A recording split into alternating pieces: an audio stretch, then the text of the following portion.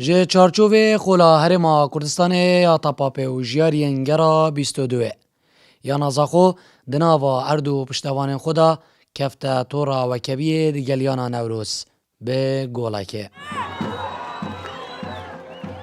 دیگل فیرکا دادوانی و دسپیکا یاریه.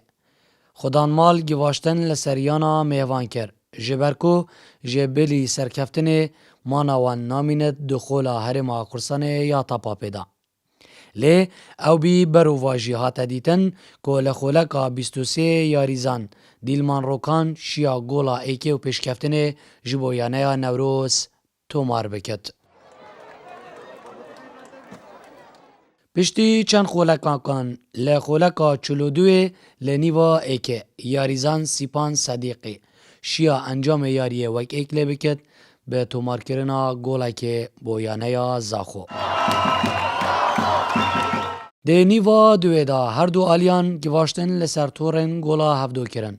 جبو تومار کرنا گولا سرکفتنه.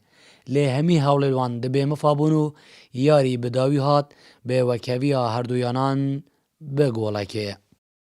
براسي قزيوي اما كهاتين بو برنواتين لا بيشاي ماتشكم لا منافسين تاع استاش بلا موكو خوت زاخو لا خواري الشر واكا كدانا بزبو ياري كبوي ما قرز بهم صاحي خوان بو ام ياري هیچ نباب وان كبي دورن الا برنوانا بياري ام بو برنواك بو زختك يعني لما كنت كيما ما انتواني براسي او اداي خو ما بيش بس باس بو خوا خارج لا صاحي وانا كم نتشكم يما رهي دوريش مامبر روس افريقيا جماعه اللعب كير يعني هر دو شوطه مشوان شيدر غلط یک بسيط شيء بي شوطه ولا جول المهات بس هر دو شوطه قلا شيدر بين توفيق نبي افريقيا ما جول تعادل يكرم افريقيا غير روحيات الصاحي من روسي افريقيا قلا لعب دي شيدر بي فريق منسجم بي قال يكو مسيطر بي حتى دمويكي بل نتيجه الصالح مدانا